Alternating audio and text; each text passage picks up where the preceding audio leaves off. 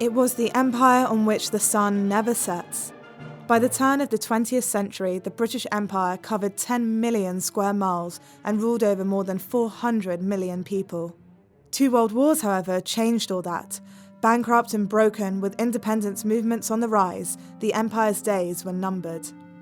Britain's biggest and most important possession, India, was viewed as the jewel in the crown of the empire. In the 1930s and 40s, the Indian independence movement picked up steam under the leadership of Mahatma Gandhi and other revolutionary leaders. Gandhi's movement eventually succeeded when the UK government separated British India along religious lines into the 2 independent states of India and Pakistan in 1947. Burma, which was also part of British India, and Sri Lanka gained their independence the following year in 1948. Britain also announced that it would withdraw from British Palestine in 1948 and asked the United Nations to solve the region's complex problems. Although Egypt had already gained independence, British troops continued to be stationed on the country's Suez Canal, a vital waterway between Europe and Asia. When Egypt nationalised the canal, Britain, working with France and Israel, invaded.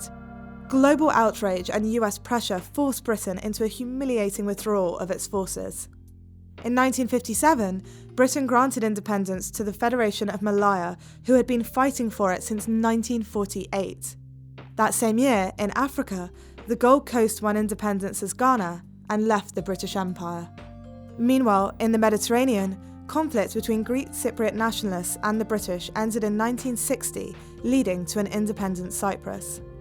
3 years later, the newly separated Singapore, Sarawak and North Borneo joined Malaya to form Malaysia. Following its failed attempt at integration with Britain, the island of Malta officially became independent in 1964. By 1968, the remaining colonies in Africa, except for self-governing Southern Rhodesia, were all granted independence.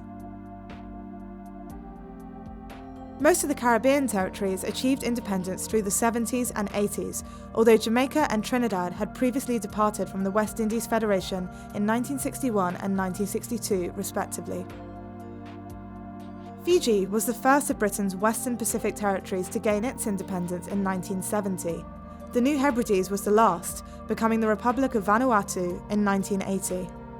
The same year, Britain's last African colony, Southern Rhodesia, became the independent nation of Zimbabwe. In 1898, Britain obtained a 99-year lease for Hong Kong from the Qing dynasty following the Second Opium War.